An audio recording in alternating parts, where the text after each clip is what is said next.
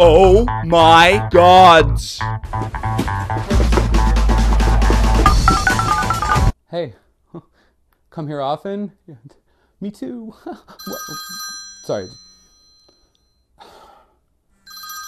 I told you, Professor, we're not buying any more knives. Wedge! I've just now seen this card that I think has some real potential in Modern. It's called a Tamregif. Tarmogoyf? Gesundheit. Anyway, this thing is amazing. Its power is equal to the total number of all card types in all graveyards. Yeah, I know what Tarmogoyf is. And its toughness is equal to that number plus 1. But wait, that's not even the most amazing part. Its mana cost is just 1 green and a colorless. Converted mana cost 2. I believe, Wedge. I believe this thing is Modern playable. I know what a Tarmogoyf is. I mean, this thing is going on any green deck that I play in Modern. Bring it out early, bring it out late. It's amazing value! Everyone has seen this before. Anyways, Goyf isn't that great. I've never been worried about it anyway. How can you say Goyf is not great? How is it great? It dies to removal.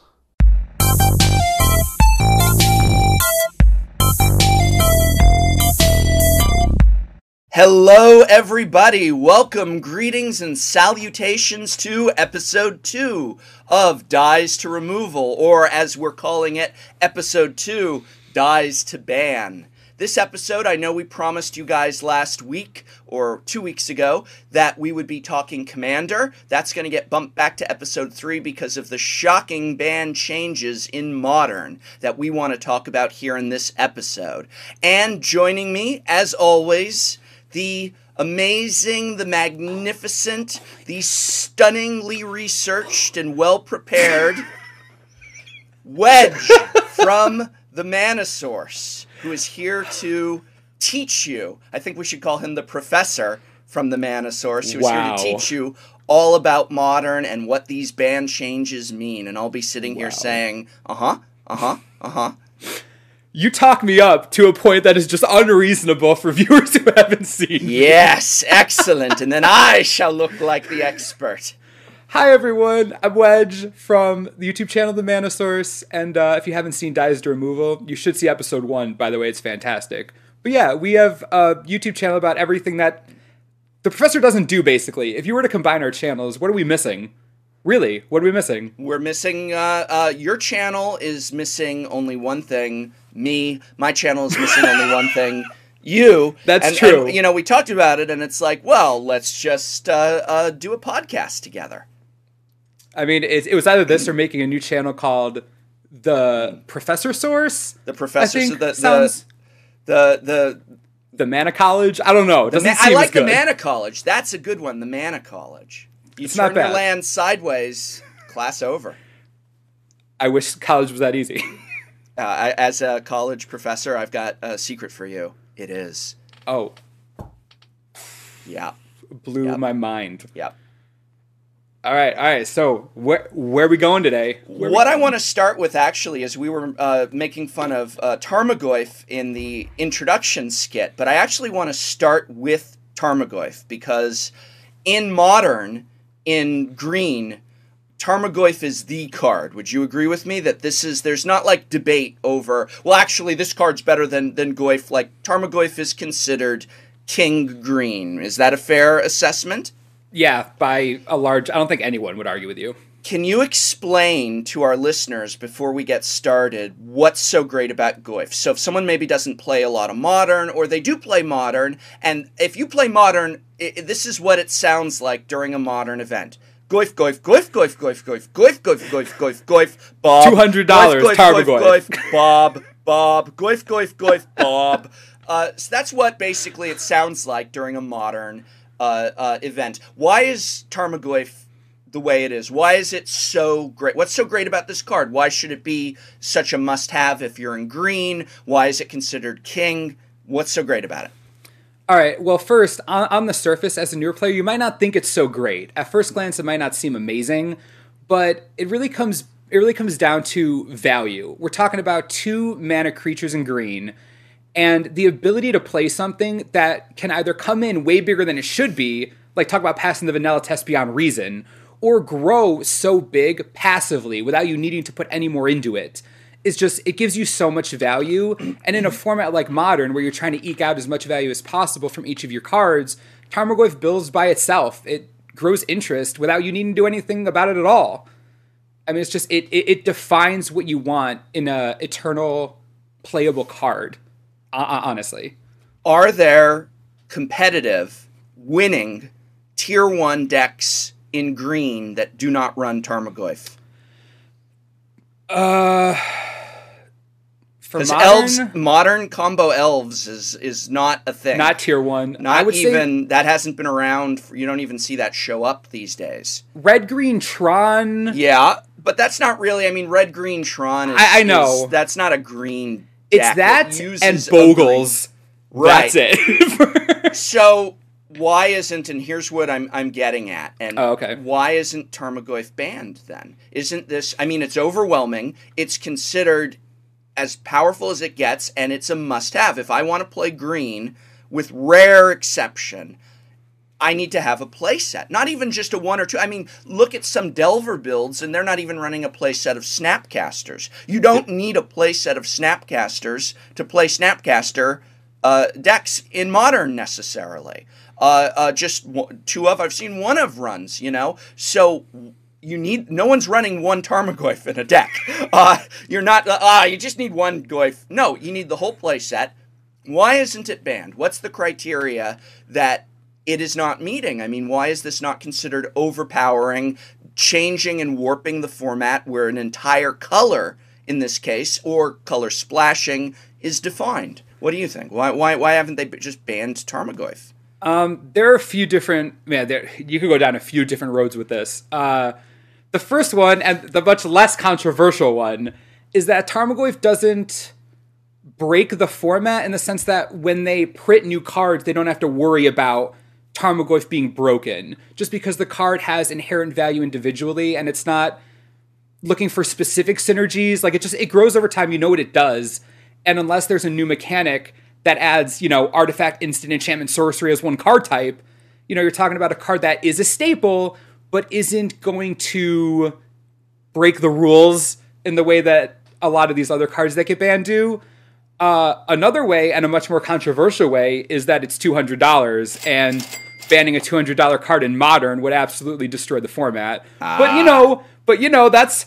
I'm not going to stick by that 100%, but that's the immediate second thing I thought of. But the solid answer in a non-financial aspect is it's very good individually, but they don't have to worry about future cards making Tarmogoyf broken, I think. Right, and that's it exactly is, and when we talk about why they banned Pod, the 2 words that come to mind is actually Siege Rhino. If they had not made Siege Rhino, Pod might still be around for another season.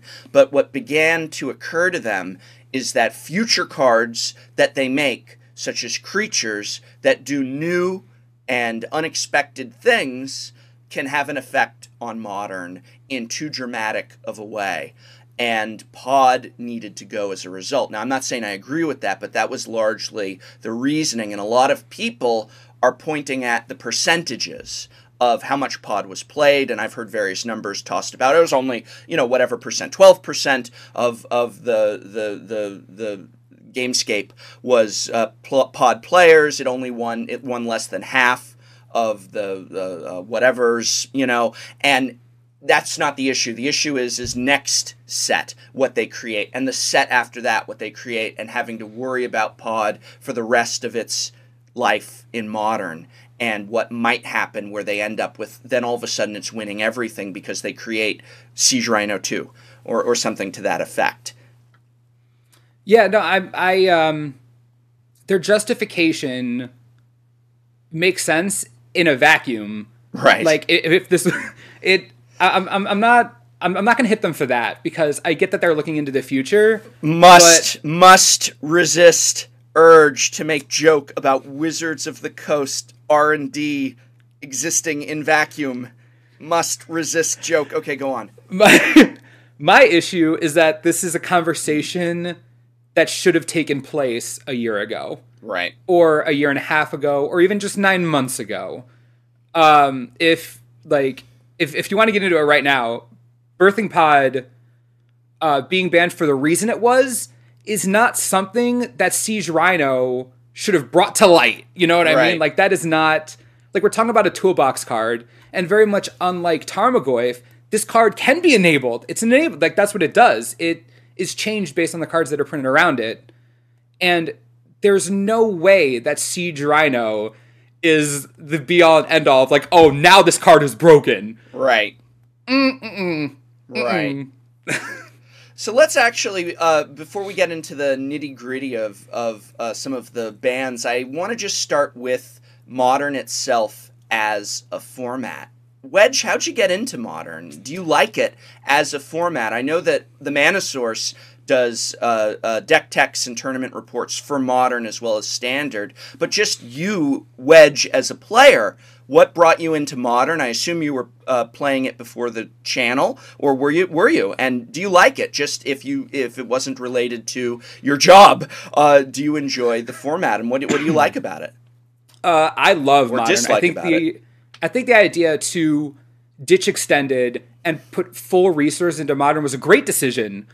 Overall, I first got into it. I'm pretty sure it was Pro Tour Return to Ravnica. It was the one where Sifka won with eggs. Now, while that isn't the best example of Modern, okay, wait. For those of you who don't know, eggs is pure evil. It's the only. I will never speak bad about anything in Magic the Gathering. I will never say control players are wrong or this is dirty or anything like that. I lost to Pod like you wouldn't believe, and I will not say it was I'm not going to say it's a cheap deck because I lose to it. I think that that's flawed reasoning. But eggs is pure evil. It's not Magic. It's hell.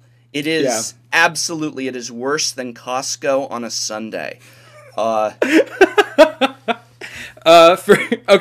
do think that there are some people that don't know what eggs is. For those of you who don't know, you basically take Second Sunrise, put in a bunch of chromatic stars, or anything with the word chromatic, really, to be completely honest, and one Pyrite Spellbomb, and then just a bunch of card draw and mana generation, and you make an entire deck that goes off turn... I've seen it, did turn 2? It could do turn 2. It was more reliable. It was very reliable turn 3 if the pilot knew what they were doing. Right.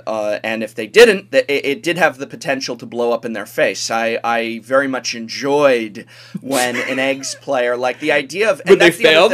Well, yeah, that they failed. I had that happen a lot with some eggs decks that I went up against because I wouldn't auto-concede when they started to go off. I wouldn't just say, okay, you got it. I said, show it to me. And I'd sit back. And here is the problem with the deck. I didn't care that it was non-interactive. That I don't mind. I mean, like that I couldn't interact with what was happening when it was going for it's comboing off. I don't have a problem with combo decks. What I had a problem with was the time that it took to combo off on their side is that your opponent, unless you've already got immediately your counterspell or some other answer, and if you do not have that response that will shut them down immediately, they are going to take usually about 10 minutes, if they know what they're doing, 10 minutes, to cycle through their decks, cycle through their cards, crack this, go back, shuffle, before they complete their turn, and either kill you or kill themselves. And so it stops the game of Magic entirely. When someone playing Storm combos off, I know whether or not I'm dead within 60 to 120 seconds, which is fine. I don't particularly enjoy Storm as a deck, either playing it or, quite frankly, it's not that much fun to lose to. But I don't say like, oh, this is, this and that, because when it does its thing, I just have to wait a minute to 2 to know whether or not it succeeded, and that's the end of it. But with eggs, honestly, 10 solid minutes sitting there, or more if they're slow or they're new to it or they don't know what they're doing or other things are occurring, and it's ridiculous. It is not Magic anymore. You're sitting there staring at your opponent for an excessive amount of time. And again, I don't mean to be upsetting anybody who plays or enjoys eggs, and it's usually not my philosophy to say that decks I don't personally enjoy are therefore flawed. I don't like saying that. I don't believe that. But with eggs, it's something else. And it really shuts the game down when you're comboing off with it because it takes so long. There was an incident, I forget who it was, where when it was at some major event from the Pro Tour or something, one of the pros got up and he called the judge over and said, "Can you watch him while he finishes comboing off?" and went to get a hot dog or something like that as a kind of protest, where he's like, "No, keep doing it. Do you mind? I'm going to just just watch that everything goes correct." And it was apparently really unfun for the judge. It was on camera too. Can't imagine why. Yeah, I forget. Our viewers will let us know who I this don't was. remember I forget the name. Do you I remember the hot dog? It's the hot dog incident. And then he goes away for 10 minutes to buy and eat a hot dog and returns, and these guys still comboing off. And whoever did that, you're my hero, because it was a great way to protest what's going on here and how it's not really that fair to the opponent to just be sitting there for so long that you could literally stand up, go get a bite to eat, come back, and it's still not your turn yet. And there's nothing that you can do during that time. Yeah, no, it's definitely not a matter of the deck. Like, the deck is really clever. And the way they thought it up, genius. I think it's hilarious. But you want to talk about when a card or a deck in general changes the way a game plays, like outside of, mechanics and stuff like that, then that deserves a ban on its own, regardless of what it does. And they didn't ban it. They just neutered it. And that's the other thing that is relevant. They did not ban eggs. You can still play eggs in Modern if you want, and if something caused Modern to slow down just a turn or two, you could still play eggs. Yeah, you could play it now. And they did not take care of this. This should have been... I spoke to the eggs players when they were about to announce the bans, and everybody was back then, and everybody was very nervous about them just killing the deck. And I said to them, let me ask you as an eggs player, what would they need to ban to make it completely like it's just dead?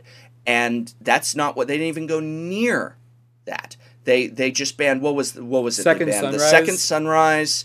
And they didn't... I think that getting rid of the Gilded Lotus would have been very effective. Yeah. Is what I was told. Gilded Lotus... Yeah, that's a big card for them. Would really shut the deck down.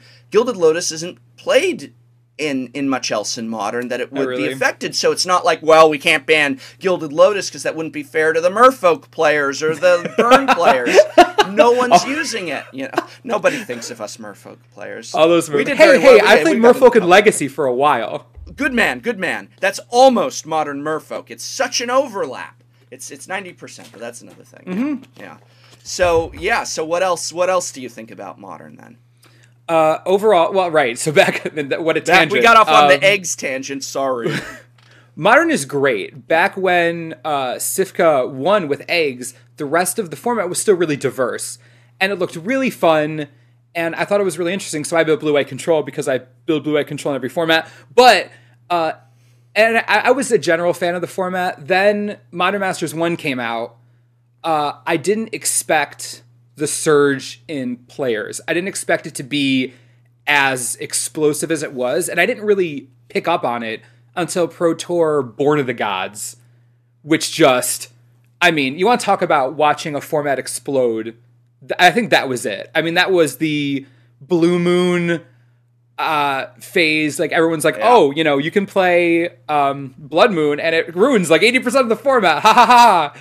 And I love the format. One, because it's an eternal format that's more accessible to new players, even if it's not as accessible as it should be. It's still easier to get into than Legacy. Wizards is actually backing it actively, which is, again, more than you could say for something like Legacy. Helps. And we are going to talk about the bannings. But beside that, Yes.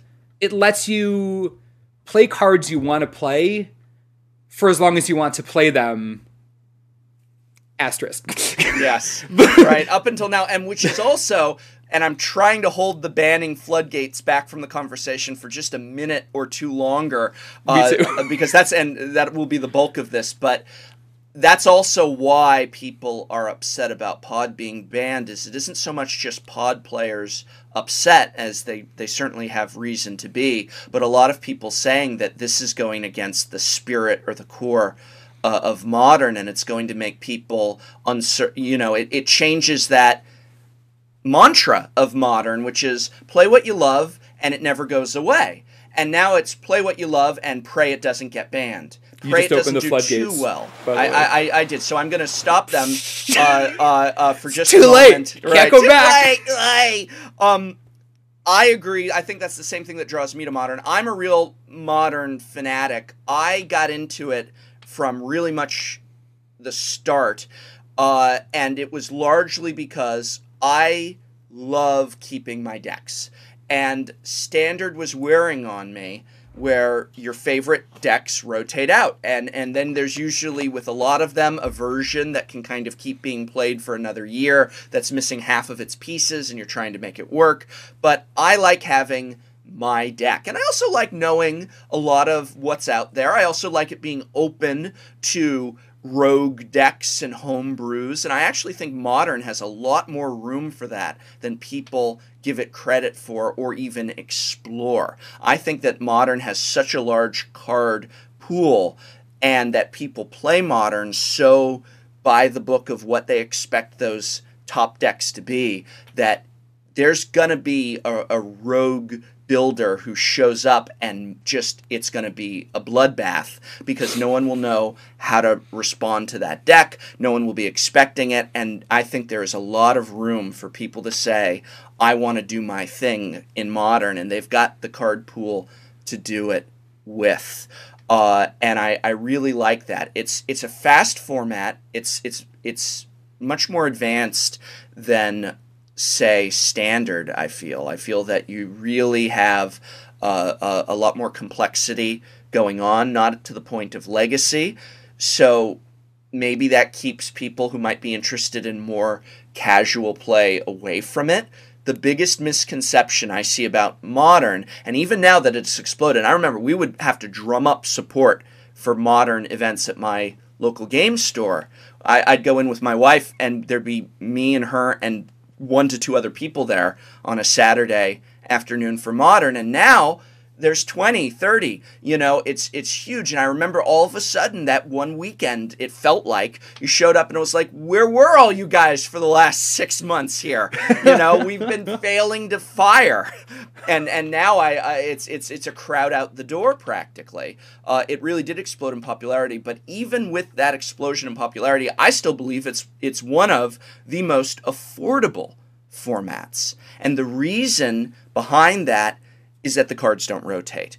And so what does putting a Standard deck together from scratch cost you? Well, it's going to rotate. And if you are a super shark trader, you know what you're doing, or you're a super finance individual, you know what you're doing, and that's great. You can handle, all right, rotation's coming up, I'm going to get these are the cards to target getting out, I'm going to target these good things coming in.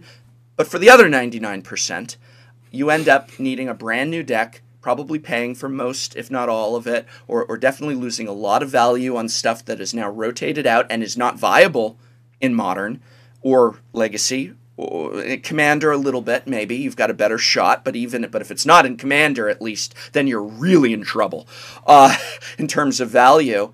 And so with Modern, you go in for maybe a higher startup cost, but then you're set. All you have to think about is if they make something like Siege Rhino, which you want to add to your deck. Which brings us to Dies to Ban. Yep. Dies to Ban. The recent bans. What do you think of, what was your first, what were you expecting before they were announced? What were you expecting? Going in, I was all but certain Treasure Cruise was getting banned. Yeah. Regardless of personal opinion, that's just logic. Playing like an experience is Treasure Cruise is going to get banned. I expected that to be the only change. Mm-hmm. Only change. I tend to be rather conservative when it comes to ban lists. I like to leave things for a while just to see how it, grows and evolves over time.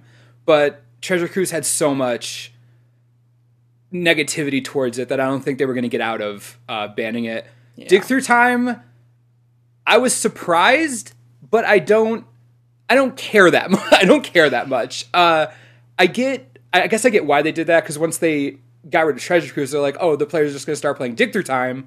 But it is double blue, and it's not exactly the same card, but, Snapcaster Dig Through Time, haha. Yeah. So I guess I get why they banned it, but it's not going to destroy a deck, so I don't really mind. I feel like neither of those two anyone's talking about because Birthing Bot got banned, and half the community's in an uproar. Yes. Do you want me to go into my whole Birthing Pod spiel? I want to start with and was there any hopes before you? 1 second on the Birthing Pod spiel. Right. Did you have a hope? What would, if you got some input into the ban updates, or just your wish came true? What would Wedge's wish? Besides banning Glittering Wish, no. I don't see why we banned that. What would Wedge's wish have been for, this is just, I'd consider it a home run decision on their part? Ban Treasure Cruise? Do you think that would that have been on your wish? I don't think so. My wish would have been no changes. Yeah. That would have been my wish. Absolutely nothing. I don't mind what's banned right now. There were people calling for Bloodbraid Elf. Jund players, you don't need Bloodbraid Elf. Don't, just stop. Yeah. They were asking for it hard, though, and I'm really glad they didn't unban Bloodbraid Elf. But that's a whole other conversation.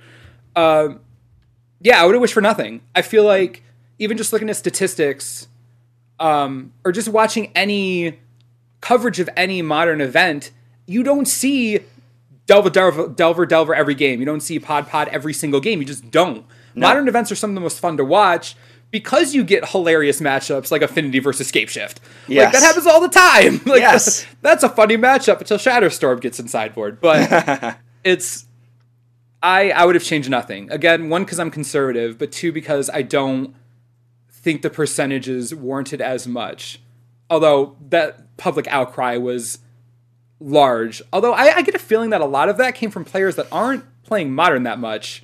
Yeah. I get that feeling, you know what I mean? Okay, I'm not the only one then. Fair weather Modern fans, you mean, or bad weather Modern fans, where it's just like, wait a second, do you play Modern? Do you play it regularly? Were you really into it, or are you just hearing this chatter and deciding that you have, thoughts on this, which is fair to a degree, but I definitely think they should have waited on any bannings because it's also just so fresh. Yep. And it's just like, okay, well, what's going to happen in 6 months? So everyone's pointing to the fact that every deck was trying out Treasure Cruise.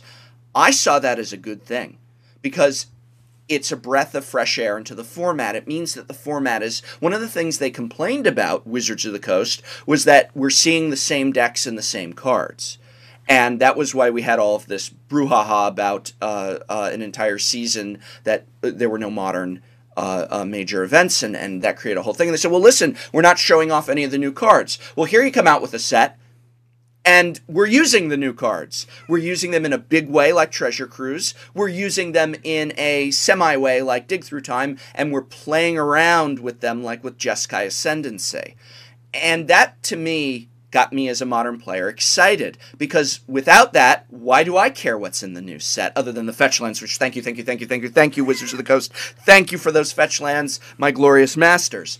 Wow, am I so happy. And the Onslaught ones too. Oh, bowing before you. Oh, yes, you are. Bowing before you. Yes, you are. Thank you on that. Wow. No complaints here. Yeah. Wow. I wanted those so badly, and the Onslaught ones was Magical Christmas Land dream for me.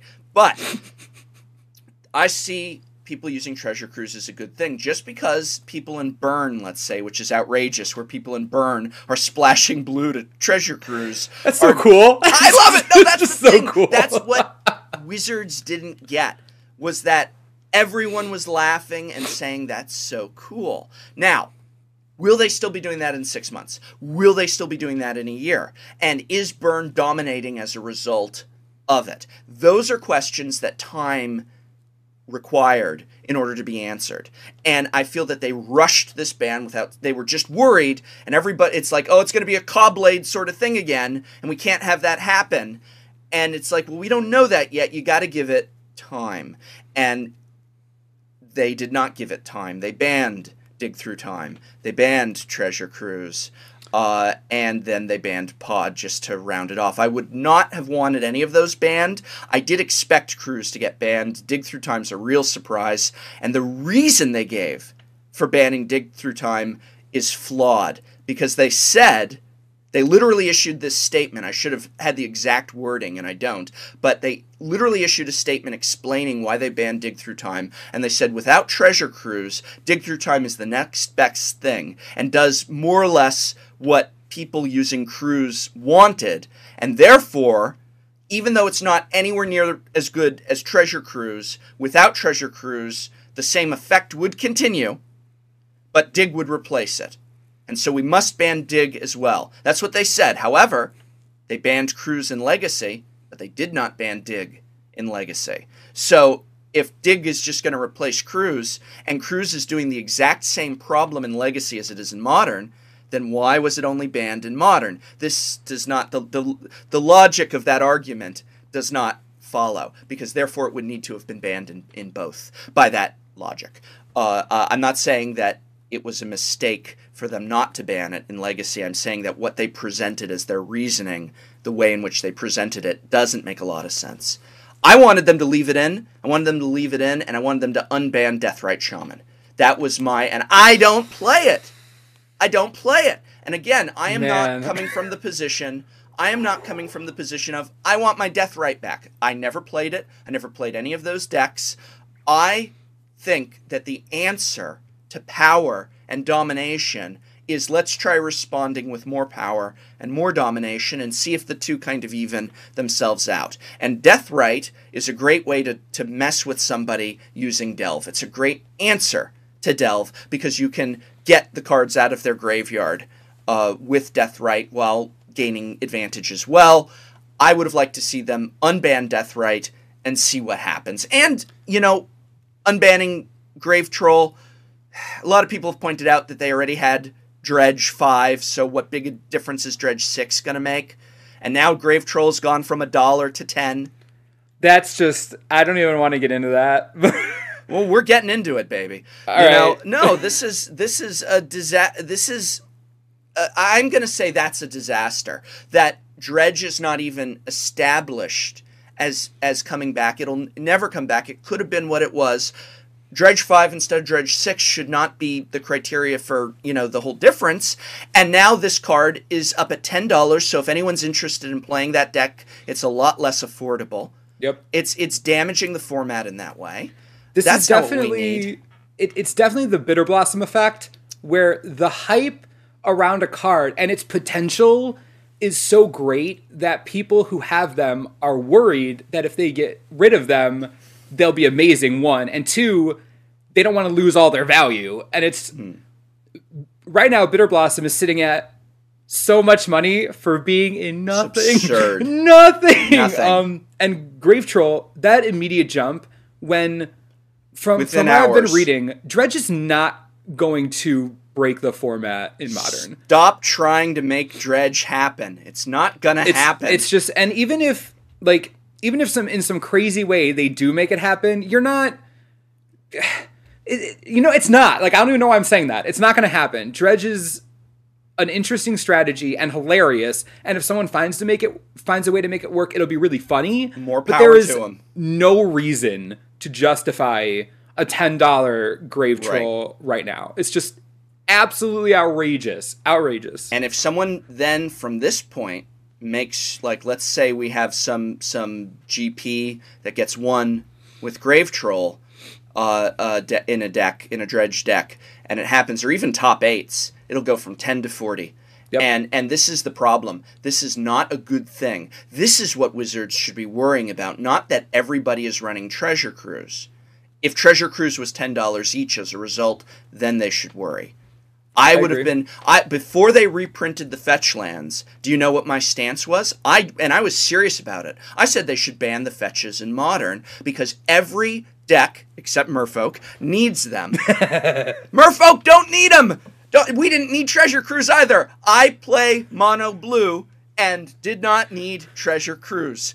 You know, love them. I still use fetch lands in Legacy so I could thin my deck. Yeah. But you know, you don't need them. You don't need that effect in the Merfolk deck as much. That's another discussion. But I said, listen, these things are how much? And everybody says that they're needed in every Modern deck. It's cited as the #1 reason prior to the reprint for don't play Modern. You can't play without the fetches. It's going to cost you a fortune. And so I said, then screw it. Ban the fetches so that we can play Modern. You know, if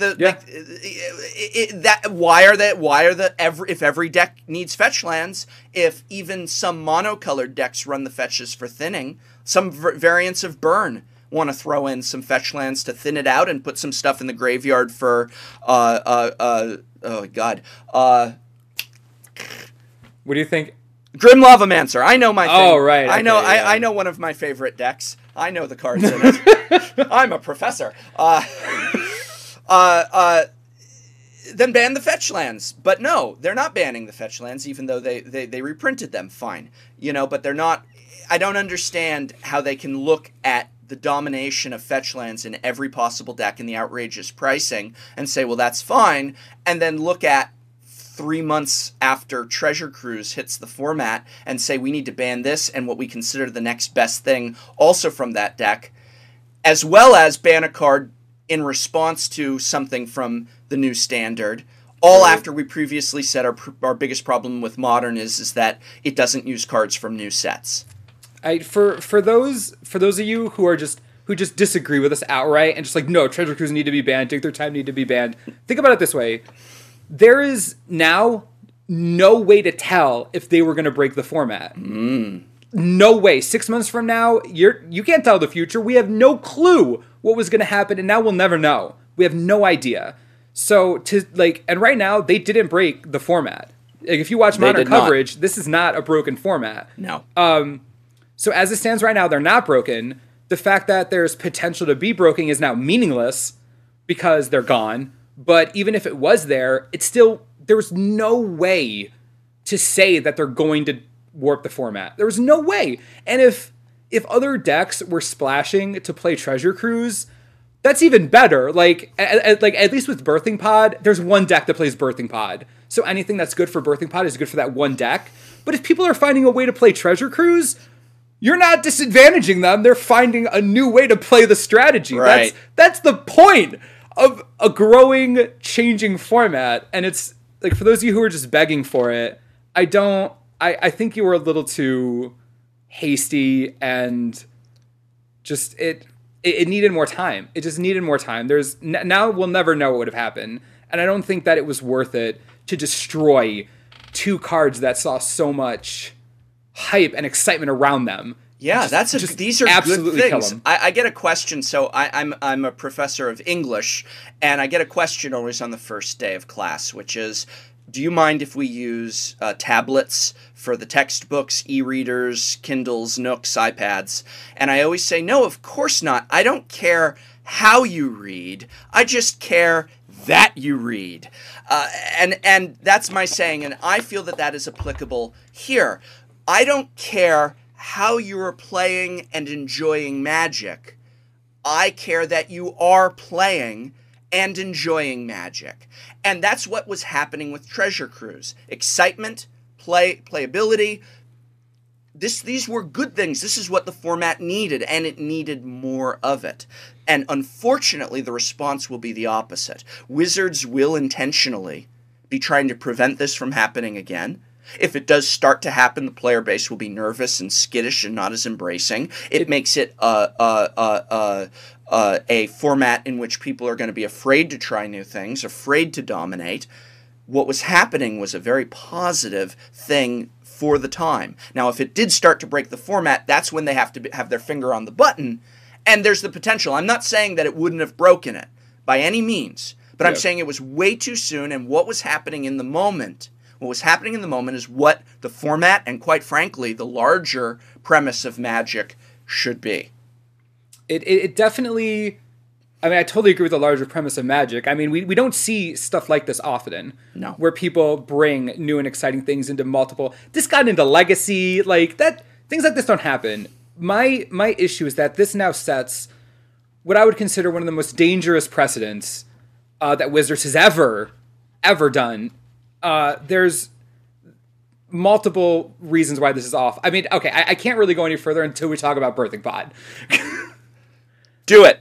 Okay. The precedent they're setting is that if something gets too powerful or they don't like it, in the case of Dig Through Time, they just didn't like it. Dig Through Time wasn't too powerful. They just didn't want it to even have a chance of ever kind of maybe being too powerful.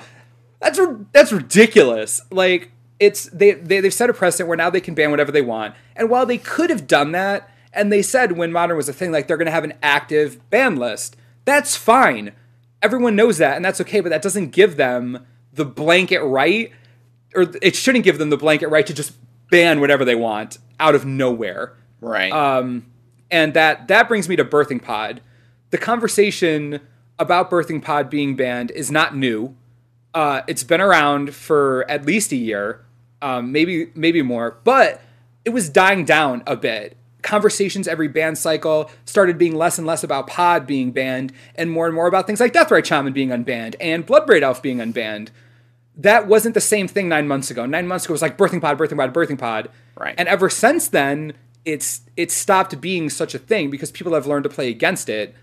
And I understand, again, in a vacuum where they're coming from, Birthing Pod's really powerful. We have to watch out the cards we print in the future because it's a toolbox. That isn't my issue. My issue is that Siege Rhino wasn't the thing that should have made this known to you. You can't promote a format to new players. You can't tell them they can get in it and play whatever they want, especially those that want it to be affordable. You can't tell them that and then get them in for a year or more and then destroy an entire archetype. For Siege Rhino, like Siege Rhino, the camel that broke, like the rhino that broke the straw's back, yes. Yeah, rhino that broke the straw's back. Right. You can't...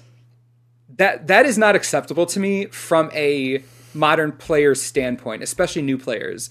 The most common thing I've heard since the banning is, well, now I don't have anything to play in Modern. Right. Like, it's either I'm selling out of Modern, or I'm done with Modern, or I can't afford another deck in Modern.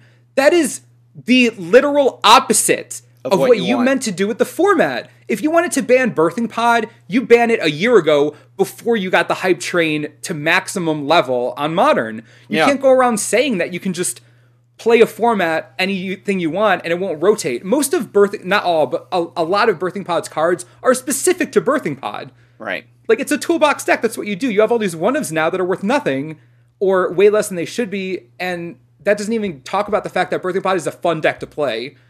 So people have nowhere to go from Birthing Pod. So I want to tell you a story, and this is a true story. Friend of mine who's he was actually on an episode of Tolarian Community College where he brought in his pod deck. He plays Angel Pod, and I remember that. This is absolutely authentic and true. This is the sort of player and person that not only makes up such a majority of the player base, but also who I don't feel Wizards of the Coast really is aware of, because I think they only have their eye on the Pro Tour and the competitive circuit, and then they have their eye on the kitchen table Magic crowd, but they don't look at the Friday night Magic crowd and the crowd of people who are down at the store every other day playing in tournaments that are absolutely knowledgeable about competitive Magic and have competitive level decks, but are not on the Greyhound bus to Nashville for GP Nashville or whatever. And so he's a young man, and he does not have a lot of like endless cash supply, and he spent the better part of I don't know how long putting that deck together, an enormous amount of time, where what he did was he devoted his financial energy of what he had available to him and the trades, and he traded out of standard and this and that, and he put this birthing pod deck together over an enormous amount of time. He specifically went for, and he was so excited to show off in the video, the arts and the special foils of the one-of cards. And he's like, no, I want that Friday Night Magic Sin Collector, and that was expensive and hard to get at the time. And he had to go for that. He's got the Black Border 7th edition Birds of Paradise in there. When he could have a $2 one, he went for that, and that, expensive one, because this would be his only deck. He loved it. He knew it inside and out, and that's why I was happy to have him come and talk about it. And now he's got nothing. And he can't just play that. As some people are saying, you can play it without the birthing pod. And I asked him about that, and he said he doesn't see that as viable or an option. And even so, it wouldn't be the same deck. It was his only. I mean, I have like 7 modern decks, all of them tier 2 and 3.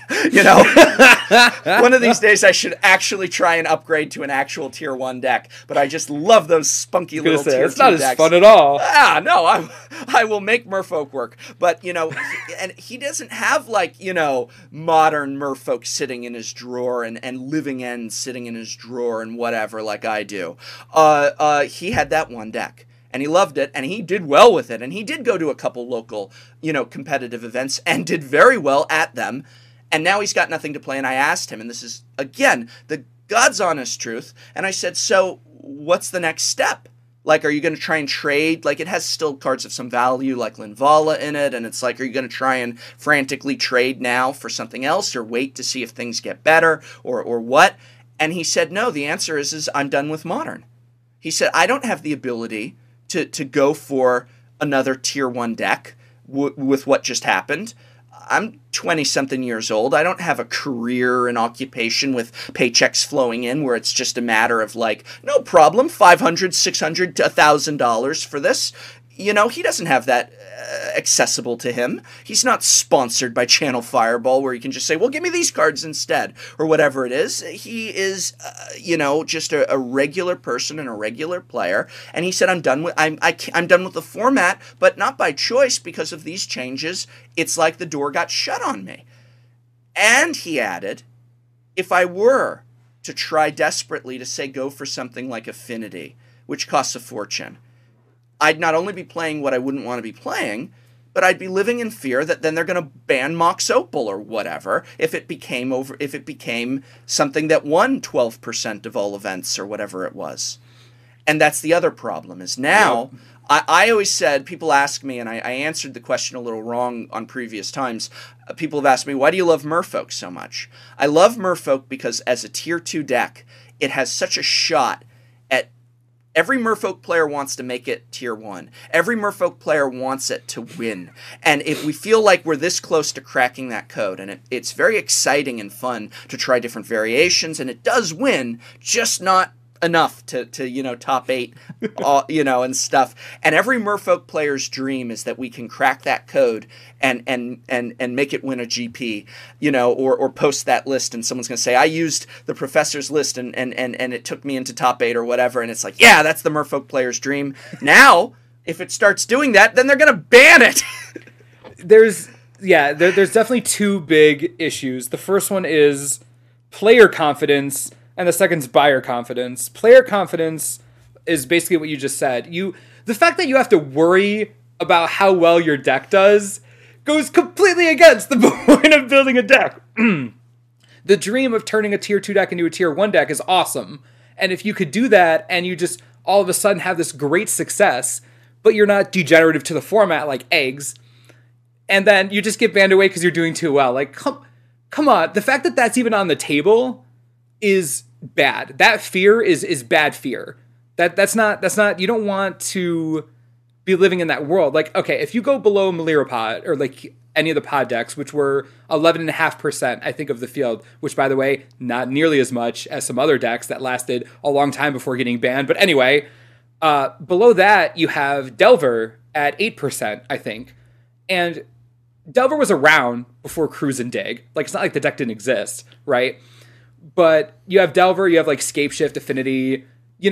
With Pod gone, what's going to stop the black-green X decks that are coming back? What's going to stop Liliana from getting banned?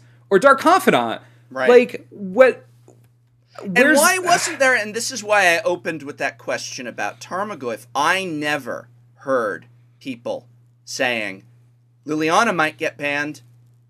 She is where it's at as far as Planeswalker. Now, with Jace the Mind Sculptor banned... it goes right to her. It goes right to her. She is a top Planeswalker, and she is in black, man. She's amazing. I didn't hear people saying, like, well, Liliana's just so powerful, they need to ban her. Liliana's so powerful, they need to ban her. Now, people are worried about that. I'm dressed, by the way, in green and black, because that's what you're going to be seeing. The future of Modern are these two colors right here. And in an effort to promote diversity, they ended up decreasing diversity both indirectly and directly. And what's going to happen, ladies and gentlemen, you're going to see a lot of black and green. You're going to see a lot of Goyf and Veil. Goyf of the Veil, It's definitely a lesson that they might have forgotten, is in formats, just as a general thing, if you ban two of the best you ban two of the best cantrips in a format, and then you ban the top toolbox card, you're left with controlling mid-range strategies that don't run blue. Like, having Liliana and Dark Confidant and Tarmogoyf, we're talking about high individual value cards that you can put in pretty much anything. And the things that made those other decks competitive was synergy, I think. Because that's what you do. Mm-hmm. You have synergy versus individual quality. And that's why you always see Jund decks and Junk decks playing the way they do and having the cards, because they're all about individual success, not groups. Like, Birthing Pod need everything. Delver needs synergy. Like, Delver Secrets is great, but it needs some power behind it. Delver, yeah, go on. Or in black green X decks, cards just win by themselves. Yep. Like, you can just let them go and they'll just do their thing and the game will be over. And when you take away the weapons that give synergy or give the toolbox cards necessary to other strategies that are doing well, and you don't remember these black green X decks, there's going to be a problem, and that's what it is now. The individual quality of those cards are so good, and they haven't been hit in a while. Everyone forgot because Deathrite Shaman got banned. Yeah. People forgot, but they need to remember that those cards are great. And Black Green Rock is now going to, fly all over the place with additions that I can't even imagine. Yes. And then that'll be the first thing that you hear when it does, which is, should we start banning this stuff? Should we start banning the cards in there? And that's not the conversation you want to be having forever. The eternal conversation, whatever's there's always going to be a dominating deck. There's always going to be a Tarmogoyf. If you banned Tarmogoyf, there would be a card that ends up being the must-have green card. Skin Shifter. But, it's a 2-drop. It is a 2-drop. Skin Shifter is underrated. Skin Shifter is underrated. If Goyf was banned, what would you play at 2 and green in those decks? If Goyf was banned, what would you play at a 2-drop in green? Skin Shifter. But that's another discussion. Synergy is great because it can also be disrupted. And so when if Delver needs certain cards to power it, it's not just Delver that I have to put a bullseye on. I can say, oh, okay, never mind. I can just go for this and disrupt this. I can just go for that and disrupt that. And so it gives me choice. Choice is a good thing. It's what this game is about. When you've just got Goyf, when you've just got Liliana, when you've just got, Dark Confidant, it just does its thing, as you say. And so I've only got one target, and that makes things a lot more difficult. I have less choice. Yeah, and right. So Delver's in everything. Those people who don't play Pauper, let me tell you, Delver is a major Pauper. It's a common, so you're right. It's a major Pauper deck. Is Delver a major Legacy deck? Yes, it is. Delver is an amazing card. It's in almost every format I can think of. And it's the top deck in those formats. I don't hear anyone saying we should ban Delver. the issue there, the funniest thing, because this is the double standard that's created is hilarious. If they ban Delver, the deck goes away. Right. But banning Birthing Pod doesn't make that deck go away, right? Right. No. What? What? Yeah. But that's the same. That's the idea. Is if you ban Delver, the deck loses its best card. Well, now most reliable card. Now that Birthing Pod has been banned, at least we won't have to worry about those damn Siege Rhinos anymore, right? Wait, what? We will? Sorry, Obsidian mid-range is still winning tournaments everywhere? What? Right. Oh, you mean the green-black X deck is taking over? So I have a great deck tech to give to our viewers of Dies to Removal for winning in Modern. Here's the deck tech. 4 of Siege Rhino, 56 something else.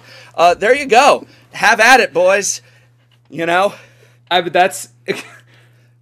I just 56 something else. Whatever. Don't worry about it. It doesn't just even make sure matter. you got the 4 Siege Rhinos in there. You know. Yeah. But no, only Birthing Pod, though. That was the problem. Definitely. That was... definitely. Yeah. I just want to... Like, that was player confidence. Buyer confidence is what I'm really... I'm also really interested in buyer confidence. Because now we've actively seen a $500 to $1,000 deck get completely destroyed. Right. Now, obviously, those cards, there are cards now that have value. People run fetch lands, there are a lot of utility cards in there. So they can trade away if they want to, but that takes time and effort and somewhere to go. Like, if you want somewhere to go, like, you need a target, right? Right. But then there are those that are like, why even bother building again? It's just not worth it. And those words, it's not worth it, make it very interesting for the future of Modern. Because players are going to take this as a lesson that you can't put too much faith in the Eternal format to stay to what it's supposed to be about. And with Modern Masters 2, or Modern Masters 2015 coming up in a few months, I am very interested to see where prices go for Modern overall over this season. Because the spring is the Modern season, spring into summer. Yeah. I am outrageously curious to see if the bannings have any effect on overall buyer confidence for cards like Mox Opal.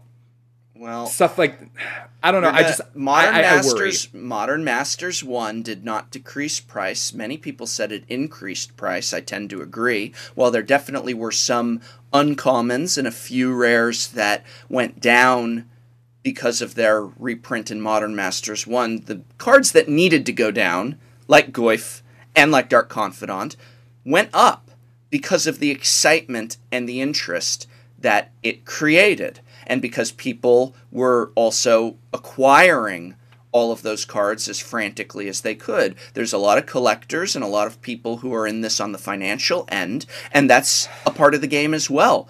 And so when you know that this is a must-have card and it's limited print run, yeah, people were grabbing every single Goyf that they could to wait until the price naturally increased. Modern Masters 2 will not be printed like Conspiracy. I can get a box of Conspiracy right now for $89 still. That's great. That's a good thing. It'll eventually, in a couple years, I will not be able to get Conspiracy for $89. And in a couple years, people who bought sealed boxes for investment purposes or financial reasons will be able to get that lovely little financial increase. It's better money than the banks these days. That's great. The cards in it will go up. They will. Just because it was printed in Conspiracy doesn't mean it's going to be in the tank forever. But it allows me right now to get those cards in Conspiracy that I want and that I want to play and that I want in my collection. And then later, the collectors will get their due as well. Everybody wins. I think Conspiracy was a home run in that regard. Oh, it was a great set. I love Conspiracy. If they said to me, they are printing Modern Masters 2 at or near Conspiracy levels, I would say this is going to be a big boon to the format. It's going to be just what we needed. But when they said this is going to be another major limited print run, maybe just a smidgen more than Modern Masters 1, and they never give you the numbers. They only give you just, don't worry about it, sort of response, which does not inspire confidence.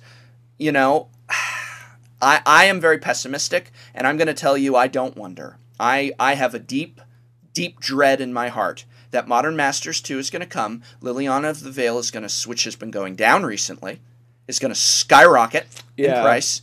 It is going to, Mox Opal will be reprinted. Affinity will get more expensive to play. And that is my fear. That is not what Modern Masters 2 should be doing.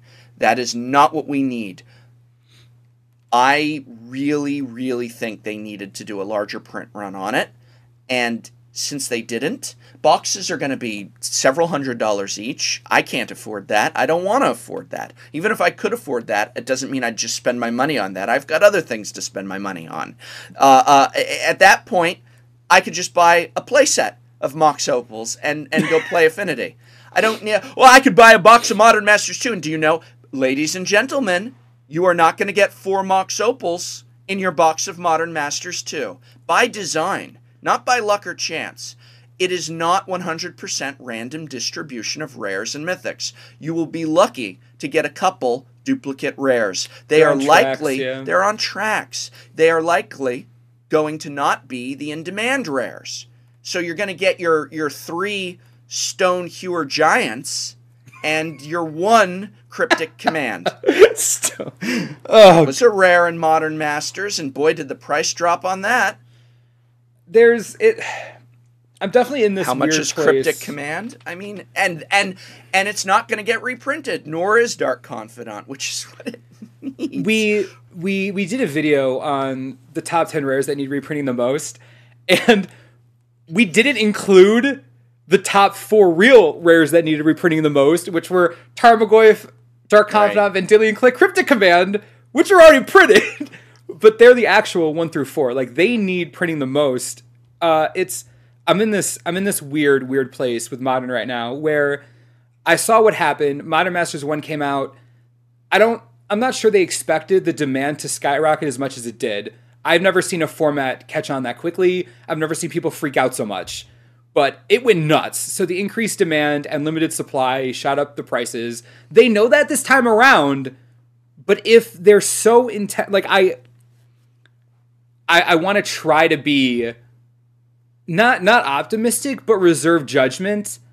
But it's hard to do that when your pack MSRP is over double what a normal pack is. No matter what, you won't be able to buy them for pack MSRP. If you are able to buy these for pack MSRP, I will be shocked. I'm saying it right here, right now. And so listen to what you just said, because I agree completely. But Wedge just said that the manufacturer's suggested retail price is too high. And I just added on that it won't even go for that low. So add those 2 components together. This is not a good thing. This is not letting people get into Modern. Yeah. It's excluding people from Modern. It's making card prices higher, which makes hoarding more likely.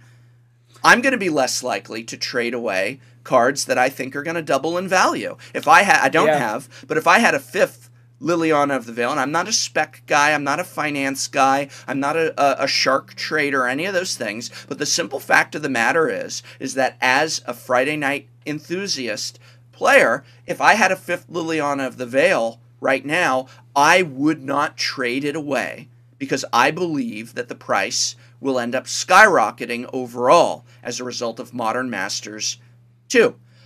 And that's not good, because it means that someone at the shop who needs a Liliana, and I've got a 5th one, and I'm going to say, I don't feel comfortable trading it away right now because it's going to skyrocket, and so I need to hang on to it. Sorry.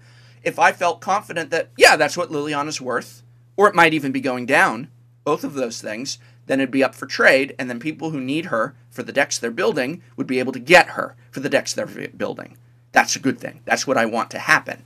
But it's not going to in this environment. And so it sounds, we're seeing a very grim outlook here.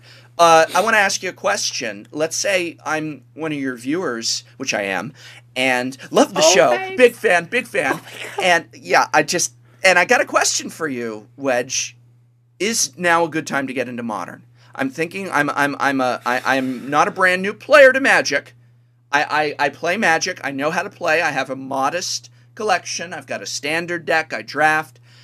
And I'm wondering that I don't have a huge collection and I don't have a huge amount of money. I'm like your average, straight down the middle textbook sort of player, but I don't play Modern, don't play Legacy. And my question to you is now a good time to get into Modern? If you really, all right, I'm gonna ask this in two ways. If you really want to get into Modern and you're not about patience, yeah, because it's as good a time as any. You're never gonna see a situation where the economy for Modern crashes. I don't think it's not like Legacy where the bubble's getting ridiculous. But if you have patience, I would wait till the fall when Modern season's over and prices at least go down a little bit. I can only hope that Modern Masters 2015 will at least... I can't see Tarmogoyf ever going higher than $200. Like, I can't see Modern Masters 2015 having the negative impact that Modern Masters 1 had, at least at that level. So I would almost want to say waiting until 2015 comes out might be better. But if you really just want to get into Modern right now, there are plenty of Tier 3, Tier 2 decks you can build. There are budget versions of those decks. If you really want to get in, you can. It's just, you're not gonna have the success you want unless you put a lot into it. I don't think. And that's unfortunate. I don't know. This is rough. This is a rough question because my heart says, yeah, Modern's really fun to play, but my brain says it's not worth it right now. It's January. It's January, and if your advice, and I absolutely, I think that you have quite a lot of authority in this area, and I have a great deal of respect for what you have to say, and the fact that Thanks. your answer. No, I really mean that, and I think that we've talked a little bit about. I started with saying I want to resist the urge to make jokes about Wizards of the Coast being in this bubble or the void, right, at the beginning of the podcast. But this is what I mean, where I feel that voices like yours don't get heard by them as they should. And I would say to Wizards who is not listening, listen to what Wedge just said. Shots fired. I went to him and said, should I get into this Magic format? And he said, it's a great format. I love it. In January, right now, you should probably wait till the fall. That's not the answer you want to hear. Nope. Wait till the fall? It just was the fall. It's January. There's snow outside except here in California. Everywhere else we're about to hit winter. And that's not a good situation. Your answer is correct, but what that answer represents is not what we want. I would definitely say, and this is why I really do like also Tier 2 and Tier 3 decks and budget builds. Modern has a lot of them, and sometimes they come back in. So Soul Sisters is a great example. Mono White Life Gain, if you're not familiar, Mono White Life Gain, it's had some moments in the past of being a highly competitive deck, but in recent year, it was definitely below the success line. It was very affordable to put together. Lots of people like a life gain strategy. It's almost never relevant to have a life gain strategy in most formats. But that's cool because it's like people go, I want to do life gain. I want to do mill. And the answer is always, you can't do mill. You can't do life gain. That's not how it works. Don't try and make it work like that. And with Soul Sisters, it did, but it wasn't winning.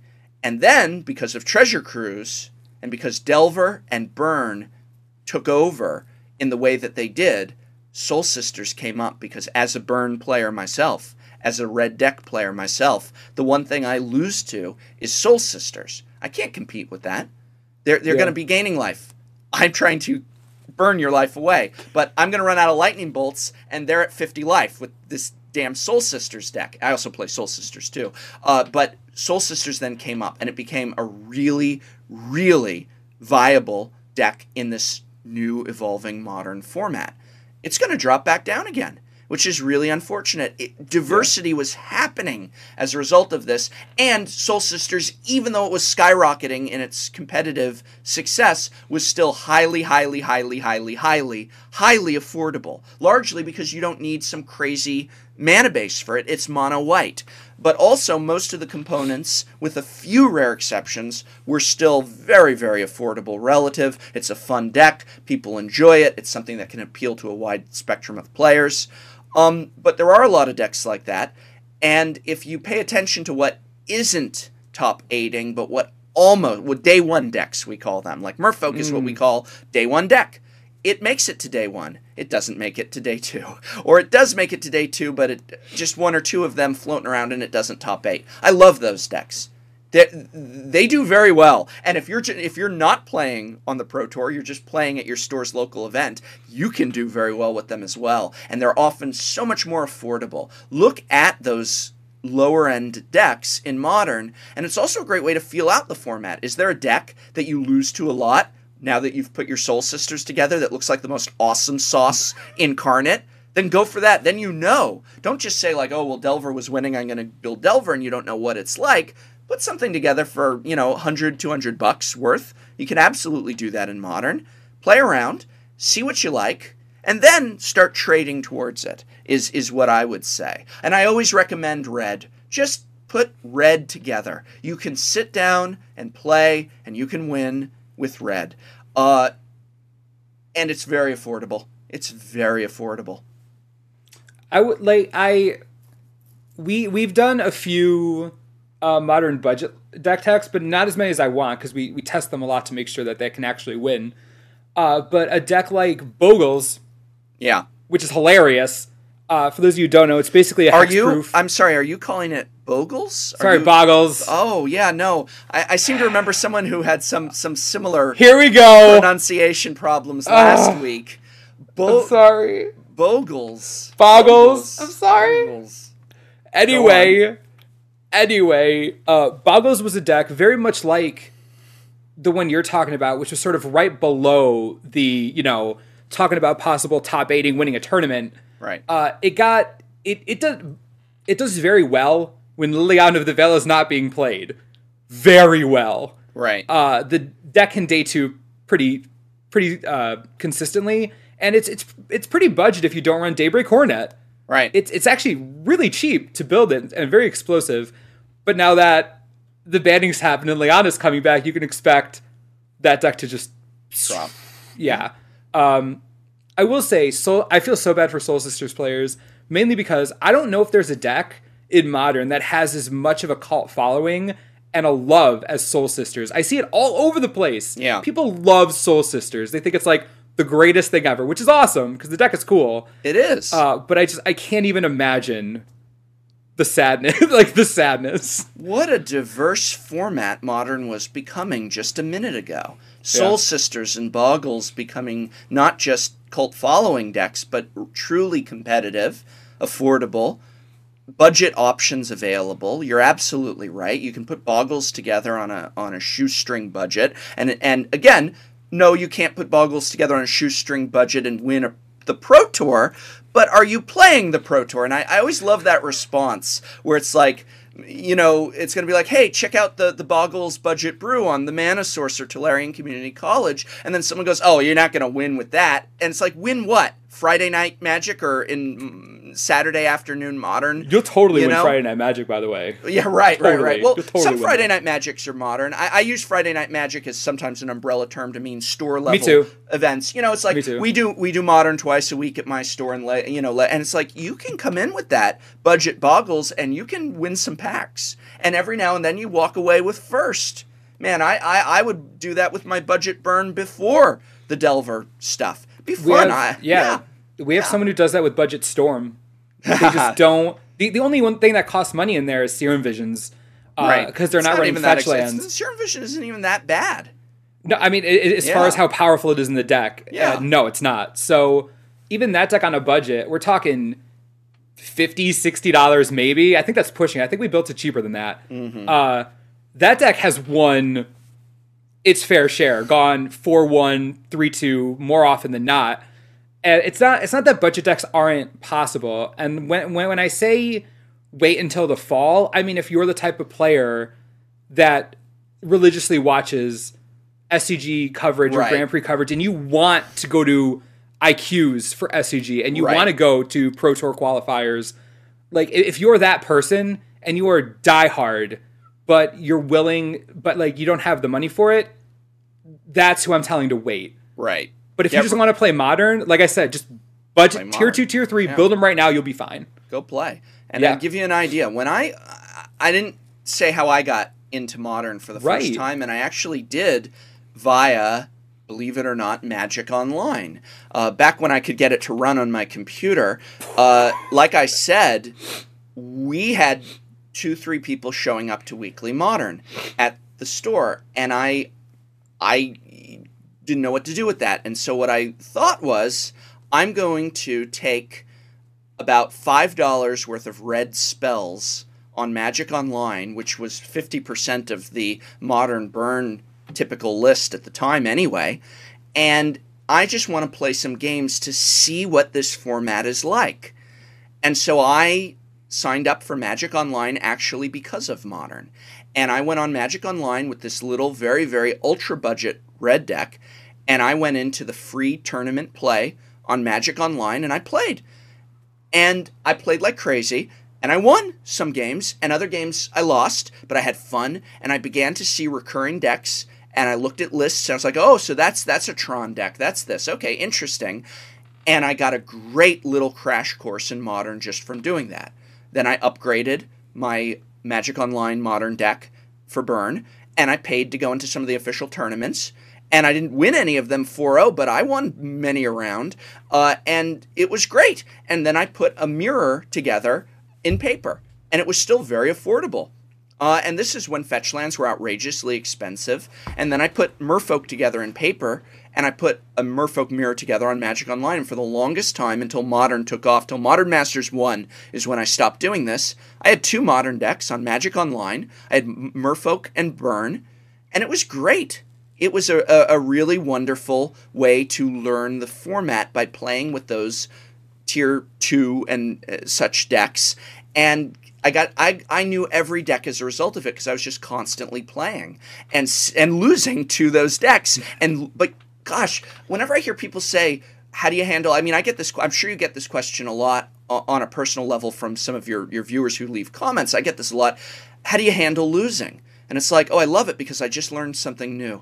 I just learned something new by losing. Oh, this is interesting. This is good. I see what you're doing there. Clever. Effective. How do I beat that? How do I answer that? Can I do that? What are they doing? Losing is how you get good. Because if you pay attention, if you don't go, stupid, I didn't win instantly. Nobody wins instantly. Do you know how much the pros lose and still lose? I follow many of these players on Twitter, and they will, if you follow the pro players on Twitter, they'll say, washed out tonight. Yeah. Went to a draft, one of the best players in the world. Wash out every now and then. I've definitely seen my fair share of Brian Kibler tweets being like, 0-3 drop, nothing I could do. Like, at Grand Prix level, like, it's not, they don't do nothing. I want to repeat that because it bears repetition. 0-3 Brian Kibler, one of the best players in the game, and you're going to go to a draft and go 2-2 and feel like you're crap? No, you're not crap. Learn from it, improve. You're not going to always win. No one always wins, you know. And I think that's so important to keep in mind. I mean, granted, Brian Kibler gets much more like, oh, I top-aided, but... Well, yes, this is true, too. But that's how we got there. Yeah, but it's... No, the Brian Kibler story is not, well, I started playing Magic, and I began to notice I never lost. For no reason other than I'm Brian Kibler. He just happens to win a lot more and look really beautiful doing it. But yes. I think something important to know, and this is how I answer that question. When people ask how I handle losing... when I was in my early teens and I think the moment that I decided to really start trying to get better at Magic was the moment where I started taking notes after I lost about why I lost. Right. That's when it hit. And so when I lost, I was almost detached from losing because I was like, instead of being information. Like, darn it, I lost. I was like, okay, what happened? Like, I immediately moved on. My record was almost meaningless in my early teens because I just spent the whole time trying to figure out how to get better. Right. Because that's what I read about how to get better. That's what a lot of the pros did. That's what you should do. It's about learning through experience. And if you go to a store where you're the best player and you just win every draft and win every standard, 4-0, 4-0, 4-0, just forever, no one's challenging you, clearly. Right. So you're not getting any better. Now, obviously you have a base that you have, but if you want to get better, you need to lose. It's part of the game. Like, how else are you going to get better? So when people ask, how do you handle losing? Like the same way I handle winning, just with less smiles, and more writing. Yeah. And boy, what great advice too. I mean, I always just say the way to get better is to just go down and play. Go down to Friday Night Magic every week, or if you can, twice a week to another store event. Go down and play. But if you go down and play and you bring a little notebook with you, and I'm not talking about you see these people and bless them. Gosh, if you're one of these folks who, when you go to Friday Night Magic, you write up a detailed tournament report and post it to Reddit or to the forums. I love that. You are helping the community more than you can believe, because that's so useful, because that's what we don't get on the Star City and Channel Fireball coverage, is just how certain decks are doing in a 10-person Friday Night Magic, 20-person Friday Night Magic. It's such useful data. But I'm not saying that everybody needs to do that. No. Keep a notebook like Wedge just suggested and write down Soul Sisters' bad matchup against this because of this. Siege Rhino didn't work in this situation because I did this. Made a bad play. Should have done this when he did that. And you keep that notebook. That information in there is gold. That is better help and better knowledge than you can get anywhere else. And the way in which you will think about yourself as a player, the way in which you will think about that game, the way in which you will think about deck building and being able to evaluate what to do and when, exponential. Yeah, it's even now, before we do deck tacks, we do a lot of play testing to make sure I don't sound absolutely ridiculous when I talk about a strategy. When we talk about suggesting cards for sideboards, stuff like that, that's me taking notes while I'm playing games on how well cards do in sideboards. And it's like, that should never stop. And the people who post those extensive tournament reviews on Reddit, they're trying to get better. They're working very hard to get better. And it's... and they're helping out the community, too, because they could keep that information. Boy, we've all heard, don't we all remember, in 3rd grade, hearing Leonardo da Vinci would write backwards in his notebook so that nobody could write? We've all heard that, right? And that way, nobody who stole his journal could steal his information. And this is the equivalent when you go and you post those tournament results on Reddit. You are, as if Leonardo da Vinci said, knowledge for everyone, you know? And it's like, that's a beautiful thing that you're sharing. And I think that people who do that are really commendable. You're not getting any profit from that. You're giving to the community. Always I post thank you. I'm always posting thank you for doing this before I get in with my questions on my secret accounts that don't say Tolarian Community College. I do that too. Yeah, well, of course, and it's like, but when you see one that starts with thank you, that's me or Wedge, because you're giving to the community and you're giving your time freely, and you guys are the unsung heroes who do that. That's great stuff, and I really hope that other people who read them appreciate what this person is providing. You do not have to agree with everything they've said, but by giving you things to consider, they are helping you in so many ways. Even when you disagree, someone says, well, I think this is a really effective matchup, and you go, no, that isn't. You have come to that conclusion from looking at other experiences. Sometimes getting bad advice is helpful because you know what not to do, and you're able to evaluate. Have you ever had a friend or family member give you bad advice, and suddenly the correct path is so clear? Thanks for that one too, Dad. I'm not doing that. That is not good advice. I know clearly what to do. On the note, for players who, if you want to, work harder, take notes, try to be more competitive, the general Magic subreddit's good, but there's a subreddit called Spikes, which are the competitive Magic players. They post notes there all the time. They ask for deck help. They talk about their experiences, and it's a pretty competent group of people there. Like, they're very good, and they work really hard. I talk with them a lot too. Yeah. And that's definitely somewhere you want to go if you want to if you really want to work on improving your game, especially if you're at the F&M level and you're just starting to do really well and you need to keep learning. That's a good place to go. They're very informative. That's a good place to listen. Don't just go to our spikes and say, "Hey guys, I really want to build, an angel deck." Don't talk there. Yeah, no. just like, read.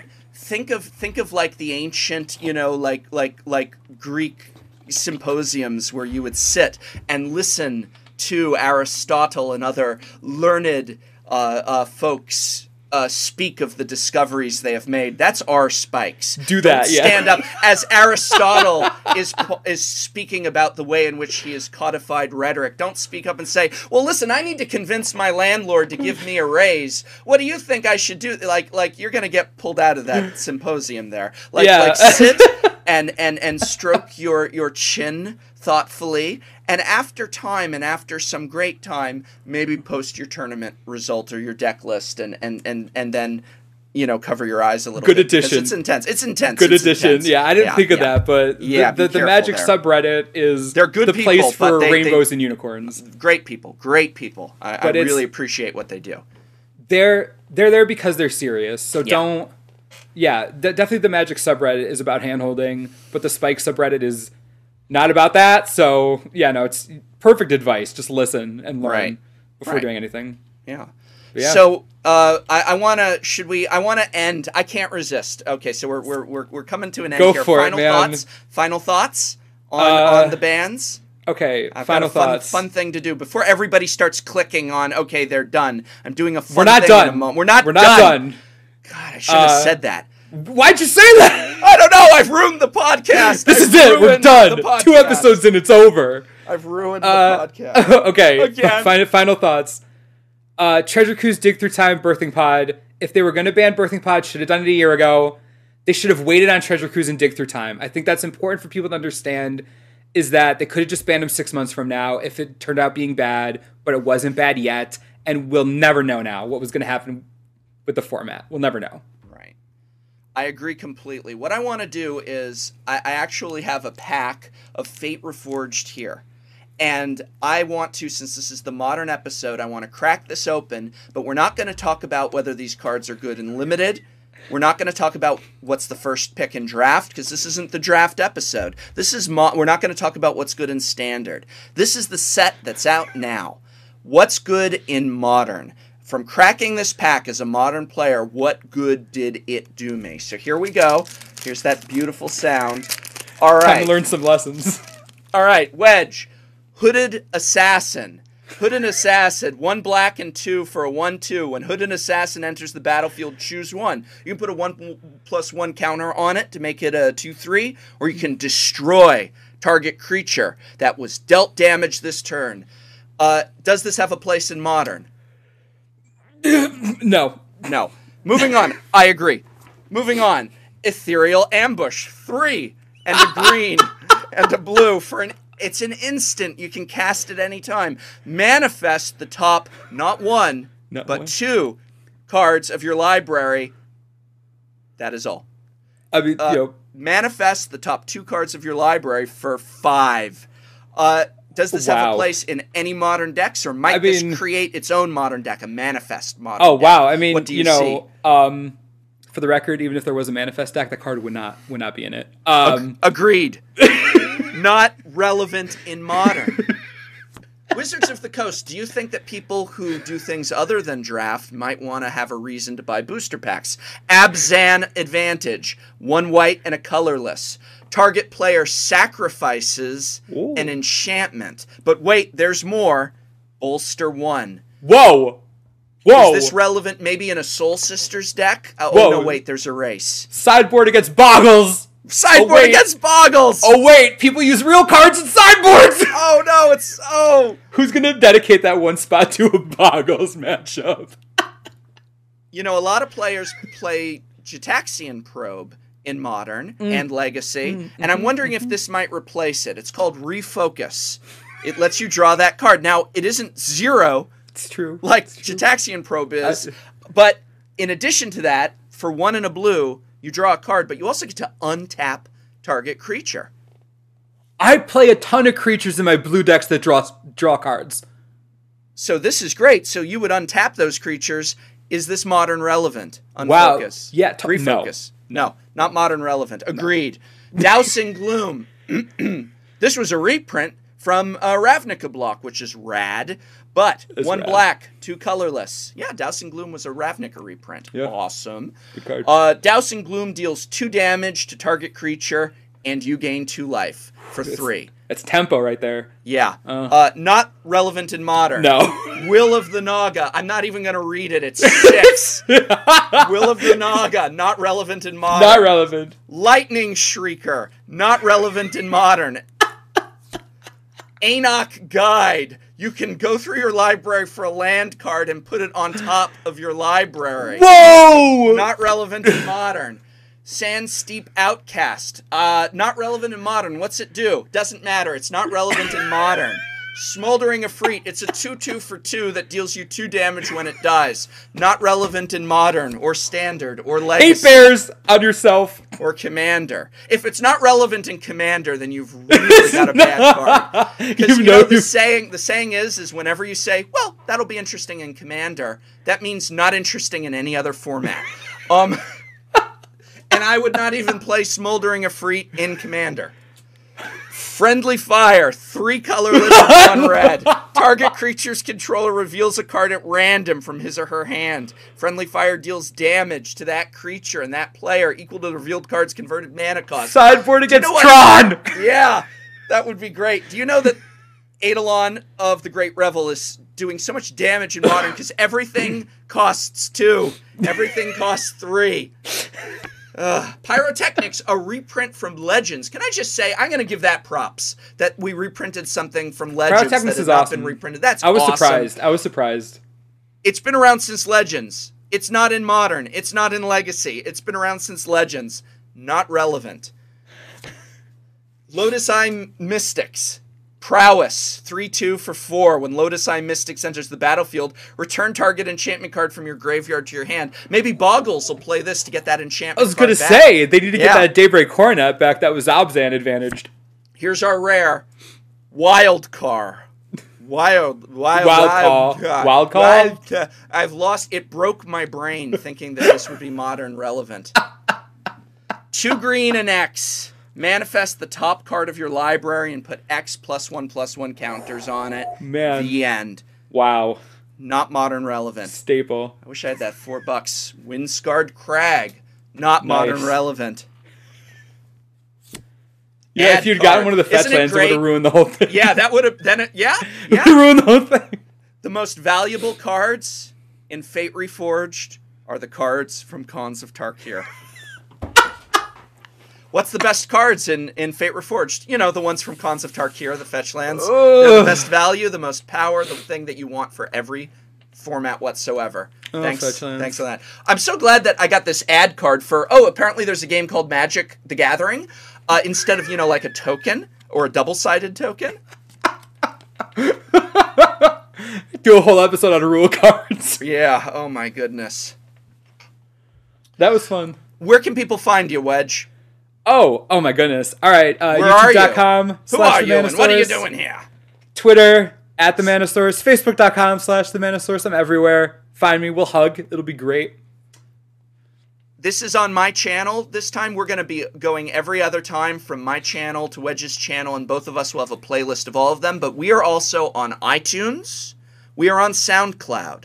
Please bear with us during these growing pains. If there are improvements, like we did have some issue with the sound last time, and we apologize for that. Hopefully the sound is better this time. But don't be afraid to politely let us know, because that feedback is so important. This is early. We want to do the best podcast possible. Next podcast will be the promised one on Commander, unless there's an emergency burn in Standard. Burn in Standard. Okay, yeah, we're at a close. Ban in Standard. Wow. Go on over, my viewers, my listeners, go on over and hit that subscribe button for Wedge. Go on over to the Manasource and hit subscribe. Do it. You know you want to. Do it. We make decent videos, I promise. They do. I watch them. They're okay. If I didn't have a YouTube channel, I'd still be watching the Mana Source. Go over and hit that subscribe button And thank you guys for tuning in. And I'm, of course, Tolarian Community College. If you've come over from the Mana Source just to listen to Wedge's expert take on things, then you like what I have to say, or you want to be able to refute some of my completely outrageous claims, come on over to Tolarian Community College. We do a lot of reviews, product reviews. I know January was a light month on product reviews, a lot more coming. I have got the most awesome deck box in the world sitting right there, right now. It's so awesome. Are you kidding? I had to resist posting just pics of this to Twitter, and it'll be in the next deck box review. I'm still testing out a few others, so we're going to have several of them, but there's one I am dying to show people so badly. I want to sing it from the mountaintops, and no, it's not Ultimate Guard. It's something else. It's something extraordinary. So come on over to Tolarian Community College and the Mana Source. Thanks for tuning in, everybody. Thanks for sticking with us. Thanks so much. We hope very much that there was some help and, most of all, some fun this hour. A little bit more than that. A little bit more. Goodbye.